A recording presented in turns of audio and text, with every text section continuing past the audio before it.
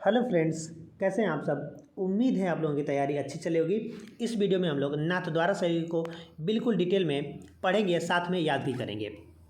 नाथद्वारा शैली से किसी भी ड्राइंग के एग्जाम में कम से कम एक प्रश्न आता है। इस शैली का पीडीएफ पाने के लिए आप लोग हमारे व्हाट्सएप और टेलीग्राम ग्रुप से जुड़ सकते हैं, जिसका लिंक वीडियो के डिस्क्रिप्शन में मिल जाएगा। साथ में आप लोग हमारे मोबाइल नंबर पर व्हाट्सएप करके इस ग्रुप में जुड़ सकते हैं।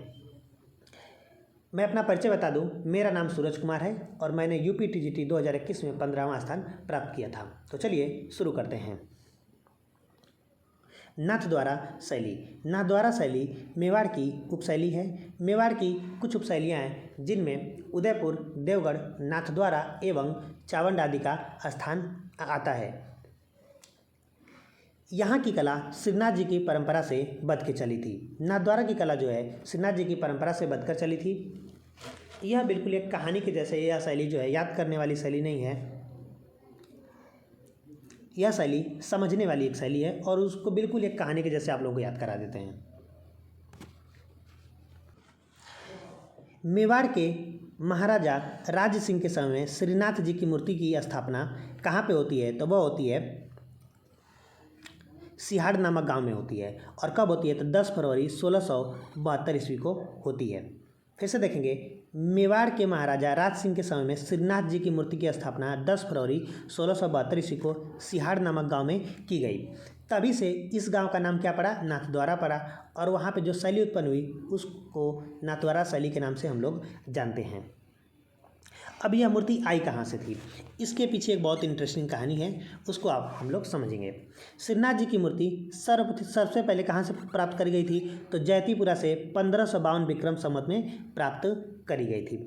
उसके बाद इस मूर्ति को मथुरा ले जाया गया था, लेकिन वहाँ पर औरंगजेब का डर था।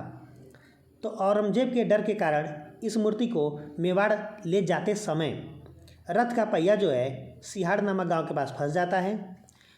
तब ये लोग क्या करते हैं, अब इनके पास कोई और विकल्प नहीं होता है, जिसके कारण इस मूर्ति की स्थापना यहीं पे कर देते हैं, यानी कि सिहाड़ नामक गांव के पास ही इस मूर्ति की स्थापना कर देते हैं। और जब यह इस मूर्ति की स्थापना यानी श्रीनाथ जी की मूर्ति की स्थापना सिहाड़ नामक गांव के पास हो जाती है, तब क्या होता है, उस जगह का नाम तभी से नाथद्वारा पड़ जाता है। यहाँ पे देख सकते हैं आप लोग, तभी से इस गाँव का नाम नाथद्वारा पड़ा, यानी सिहाड़ नामक गाँव का नाम नाथद्वारा पड़ गया। और वहाँ पे जो शैली उत्पन्न हुई उसको नाथद्वारा शैली के नाम से हम लोग जानते हैं। नाथद्वारा वैष्णव धर्म का प्रमुख केंद्र था। श्रीनाथ जी की मूर्ति किसे समर्पित है? तो यह भगवान कृष्ण को समर्पित है। यह बात आप लोग ध्यान रखेंगे, इससे प्रश्न आता है तो यह इंपॉर्टेंट रहेगा। ठीक है, ये आप लोगों के लिए महत्वपूर्ण रहेगा। नेक्स्ट, कोई भी शैली आप लोग पढ़ेंगे तो उसके चित्रकारों से प्रश्न आते हैं, तो उसको भी हम लोग देखेंगे। यहाँ पे महिला चित्रकार भी थी और पुरुष चित्रकार भी थे। महिला चित्रकारों में कमला और इलायची का नाम मुख्य रूप से आता है। पुरुष चित्रकार थे चतुर्भुज, नारायण, चंपालाल, हीरालाल, घासीराम, उदयराम और तुलसीराम। अब देखिए, इनको याद कैसे करेंगे? बहुत आसान सा, एक कहानी जैसे एक स्टोरी बना दिया और उसको बच्चों के जैसे बिल्कुल समझ के उसको याद कर लेंगे, और कभी आप लोग भूलेंगे नहीं। देखिए, पुरुष चित्रकार जो हैं, आप लोगों को एक इमेजिन करना है कि चतुर्भुज नारायण मतलब 4 भुज वाले भगवान हैं, जिससे चंपालाल और हीरालाल क्या करते हैं, निवेदन करते हैं, यानी कि रिक्वेस्ट करते हैं कि घासीराम और तुलसीराम का उदय कर दें। एक बार फिर से बता देते हैं। 4 भुज वाले नारायण यानी कि चतुर्भुज नारायण से चंपालाल और हीरालाल क्या रिक्वेस्ट करते हैं कि घासीराम और तुलसीराम का उदय कर दें। समझ में आया? और ये कहाँ पे करते हैं? तो ये नाथद्वारा शैली में लोग करते हैं। तो इस ट्रिक के साथ आप लोग याद इसको कर सकते हैं। जैसे कि नाथद्वारा शैली में चतुर्भुज नारायण से चंपालाल और हीरालाल घासीराम और तुलसीराम का उदय करने का निवेदन करते हैं। यह ट्रिक आप लोग नोट डाउन भी कर सकते हैं और इसको याद कर सकते हैं, कभी जीवन में आप लोग भूलेंगे नहीं। और एक बार वीडियो को रिवाइज करके देख लेंगे तो बिल्कुल एकदम परमानेंटली याद हो जाएगा। कोई भी शैली पढ़ेंगे तो विशेषताओं से प्रश्न आते ही आते हैं, उसको भी देखेंगे।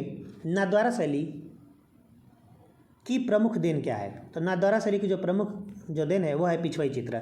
यह मोस्ट इंपॉर्टेंट प्रश्न रहेगा, यह हर परीक्षा में आता ही आता है ना। नाथद्वारा शैली से यही प्रश्न बार बार आता है। तो नाथद्वारा शैली की प्रमुख देन जो है वह है पिछवाई चित्र। अब पिछवाई चित्र क्या होता है उसको बिल्कुल आसान भाषा में समझेंगे।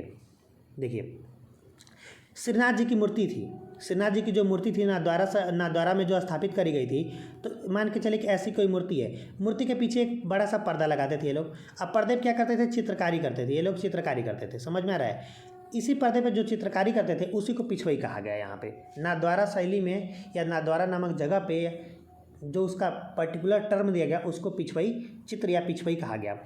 इस फैक्ट को यहाँ पे लिखा भी है, उसको पढ़ भी सकते हैं आप लोग। श्रीनाथ जी के स्वरूप के पीछे लगाए जाने वाले बड़े आकार के कपड़े पर चित्र बनाए जाते थे, जिसे पिछवई कहा जाता था। नाथद्वारा शैली का प्रमुख विषय क्या था, तो जैसा कि आप लोगों को पता है कि श्रीनाथ जी को भगवान कृष्ण का रूप मानते थे, तो इसलिए यहाँ पे कृष्ण लीला से संबंधित चित्र बनाए गए। नाथद्वारा का प्रसिद्ध मंदिर है, तो इसका आंसर होगा श्रीनाथ जी का मंदिर। नाथद्वारा शैली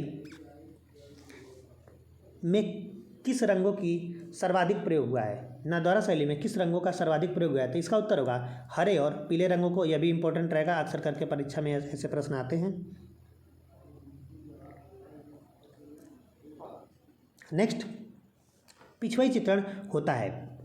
पिछवई चित्रण में चटक रंगों का प्रयोग होता है और वह चटक रंग प्राकृतिक रंग होते थे। चटक रंगों द्वारा टेम्परा माध्यम में कपड़े पर चित्र बनाए जाते थे। तो वही प्रश्न को फिर से इसमें डिटेल में भी समझा दिया गया है। हो सकता है कि डीप लेके चला जाए या फिर बोला जाए कि कपड़े पिछवई चित्र में किस तकनीक में चित्रण होता था, वह तकनीक थी टेम्परा तकनीक थी।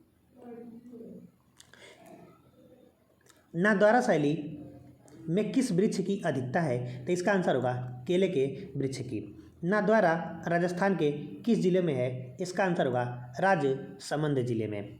नेक्स्ट, पिछवई को सामान्यतः बोलते हैं तो पट्टचित्र बोलते हैं। इसको भी आप लोग अच्छे से समझ लेंगे, पट्टचित्र में कभी कंफ्यूज नहीं होंगे। पट्टचित्र क्या होता है, तो कपड़े पर कोई भी चित्र बनाया जाएगा तो उसे पट्टचित्र कहा जाएगा, समझ में आ रहा है। राजस्थान में पिछवई जो है कपड़े पर करी जाती थी, इसलिए इसको पट्टचित्र भी बोला जाता था। लेकिन अगर आपको परीक्षा में पूछा जाए कि पट्टचित्र कहाँ का प्रसिद्ध है, तो आप उड़ीसा बताएंगे। क्या बताएंगे, उड़ीसा। पट्टचित्र अगर आपसे पूछ लिया जाए कि कहाँ का फेमस है, तो आप निसंकोच उड़ीसा आंसर करेंगे। लेकिन अगर आपसे पिछवई पूछा जाए तो आप नाथद्वारा टिक करेंगे। पट्टचित्र बहुत जगह पे हुआ है, क्योंकि कपड़े पर कोई भी चित्र बनाया जाता है तो उसको पट्टचित्र बोला जाता है, इसलिए यहाँ पे भी इसको पट्टचित्र बोला गया। लेकिन जो पर्टिकुलर टर्म है नाथद्वारा शैली में, वो पिछवई ही आएगा और पिछवई लिख के आएगा। पिछवई लिख के आएगा तो आप लोग क्या करेंगे, नाथद्वारा शैली टिक करेंगे। लेकिन अगर आपसे पूछे पट्टचित्र कहाँ का फेमस है, नॉर्मल ऐसे प्रश्न फ्रेश है, तो आप उड़ीसा लगा के आइएगा।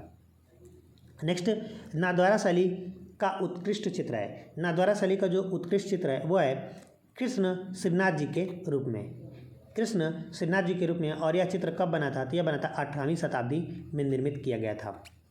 ठीक है, अगर वीडियो थोड़ा सा फास्ट हुआ हो तो इसको एक बार फिर से दोबारा से देख लीजिएगा, बिल्कुल एकदम अच्छे से याद हो जाएगा। और इसका PDF जो है हमारे व्हाट्सएप और टेलीग्राम ग्रुप में मिल जाएगा, जिसका लिंक वीडियो के डिस्क्रिप्शन में भी है। साथ में आप लोग जो है हमारे मोबाइल नंबर पे व्हाट्सएप करके भी ग्रुप में जुड़ सकते हैं। ग्रुप बिल्कुल फ्री है, कोई भी पेड ग्रुप नहीं है। Thanks for watching, thank you so much.